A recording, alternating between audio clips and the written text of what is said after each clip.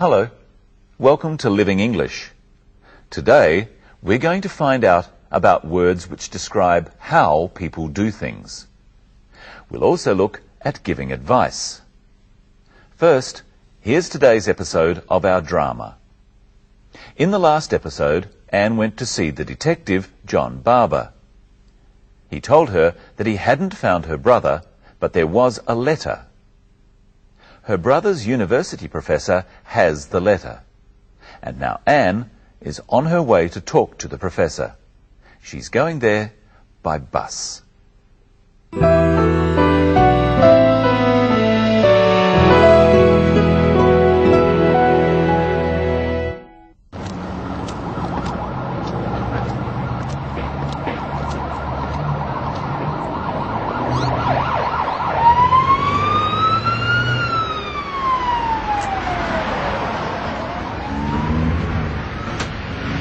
Hello, dear. How are you? Very well, thank you. Are you sure? Is anything wrong? No, I'm fine. I watched you walking. You walk sadly. I'm old. I walk slowly, but you walk sadly. Well, I do have a problem. Not too serious, I hope. I don't know. I hope not. Worrying doesn't help, my dear. Think positively, it helps. Do something. Take action. You'll be all right. I hope so. Thank you. Where are you from, dear? Singapore. You speak English very well. Thank you. Sometimes when people speak very quickly, I can't understand. Don't worry, I speak slowly. And I see badly these days. What number bus is that, dear? It's 190. At last. It was nice talking to you. You too.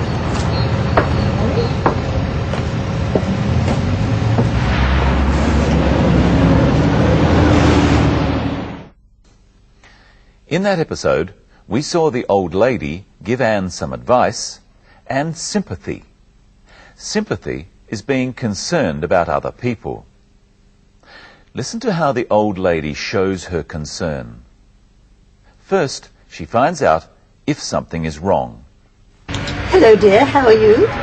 Very well, thank you. Are you sure? Is anything wrong? She calls Anne dear. Usually we only call children dear, but old people often call young people dear. Anne is polite and says that she's very well. Is anything wrong? No, I'm fine. She says that she's fine. This is the same as saying she's well or she is okay. There's nothing wrong. Try saying it with her. Is anything wrong? Is anything wrong? No, I'm fine. The old lady doesn't believe her, and Anne admits that something is wrong. Well, I do have a problem. Notice that Anne says, I do have a problem, not just, I have a problem. She emphasizes do, because before she said she didn't have a problem. Now listen to the old lady show her concern. Not too serious, I hope. She could have said, I hope it's not serious. Listen to Anne's reply. I don't know. I hope not. Notice that Anne says, I hope not.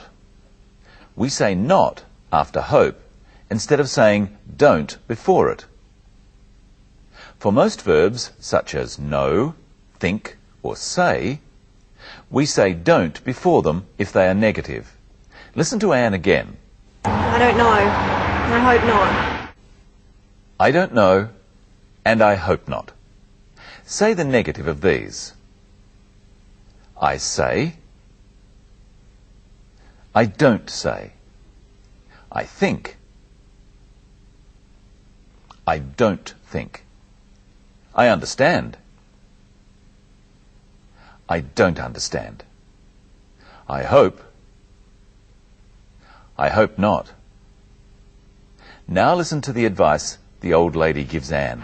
Worrying doesn't help, my dear. Think positively, it helps.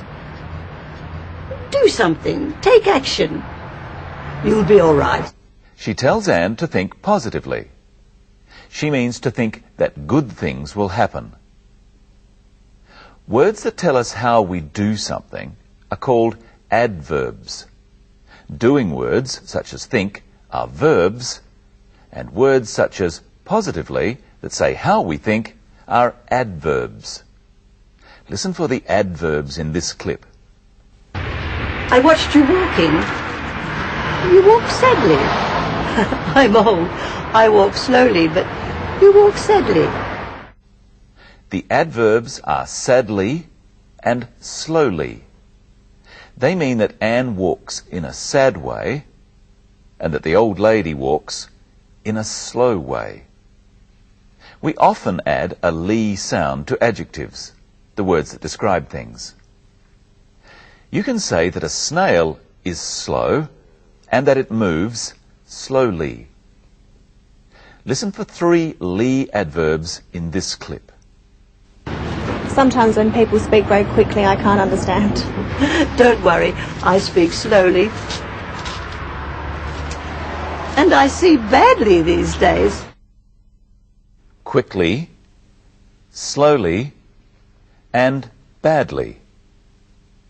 People speak quickly, or they speak slowly. She sees badly. Now it's your turn to try some of these ly adverbs. He is quiet. He speaks. He speaks quietly. She is loud. She speaks. She speaks loudly. She is happy. She walks. She walks happily. His thoughts are negative. He thinks negatively. Not all adverbs have this ly sound. See if you can work out which is the adverb in this clip. You speak English very well. It's well. She speaks English very well. Well is the adverb formed from the adjective good. And here's someone else who speaks English very well. Michelle Croden. Thank you. Hello, everyone. What have you got today? A pack of cards. I want you to build a house of cards. Okay. Tell the viewers how you're building it. Listen out for any adverbs Brenton uses. I'm building it slowly and carefully. If I built it quickly, it would fall down. There. You used 4 adverbs. Do you know what they were, Brenton? Slowly, carefully, and quickly. What's the other one? You said that if you built the house of cards quickly, it would fall down.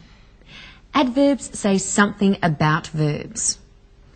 What did you say about fall? I said it would fall down. Down is the adverb. Adverbs say how, when, and where things happen. They also say how well you do something, if you're bad at it or good at it. You're good at English. Yes, I speak English well. Listen again to the old lady at the bus stop telling Anne how well she speaks English, and then say it with her. You speak English very well. Very well. Remember that we use very with adjectives to mean more than. We also use very to do the same thing with adverbs. Listen again to Anne. Sometimes when people speak very quickly, I can't understand. She can't understand when people speak very quickly. Let's look again at adverbs. How did Brenton build the house of cards? Slowly and carefully. How is this man walking? Very slowly and carefully. Let's have a look at someone playing the violin. It sounds beautiful. How does she play? She plays beautifully. What's your violin playing like, Brenton? My violin playing is bad. How does he play? He plays badly. How well do you play, Michelle? I had lessons when I was younger. I play fairly well, but not as well as the woman we saw. How well does the woman we saw play? She plays very well. Give us a demonstration of your violin playing, Brenton. Oh. Okay.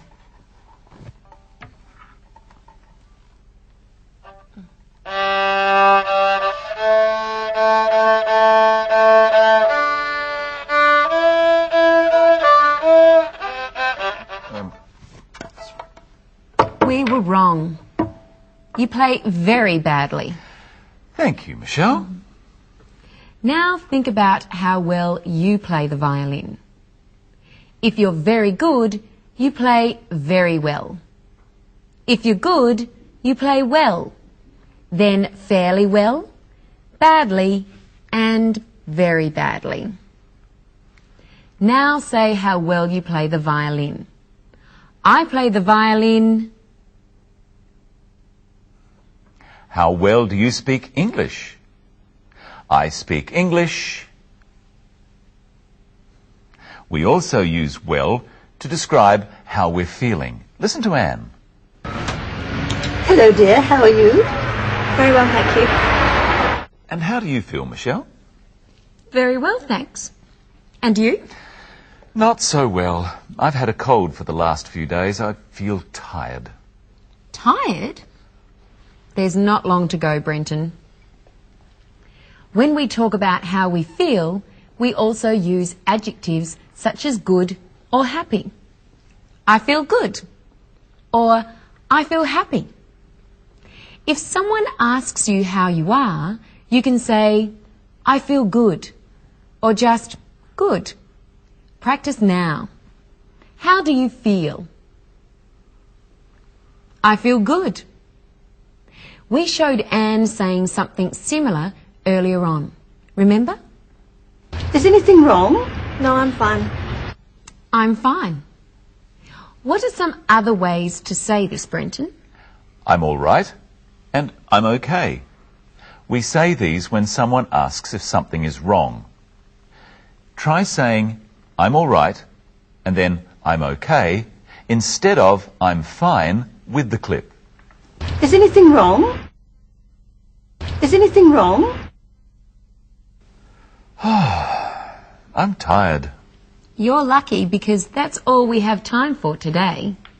We'll see you next time when we look at language you can use when you catch a bus. As usual, here's a repeat of today's episode of Sisters and Brothers. Bye. Goodbye.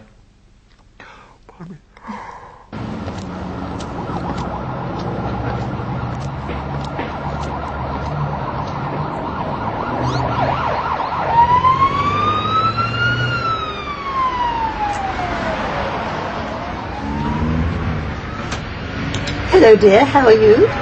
Very well, thank you. Are you sure? Is anything wrong? No, I'm fine. I watched you walking. You walk sadly. I'm old.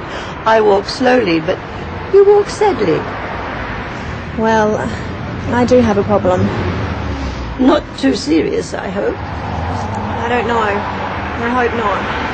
Worrying doesn't help, my dear. Think positively, it helps. Do something. Take action.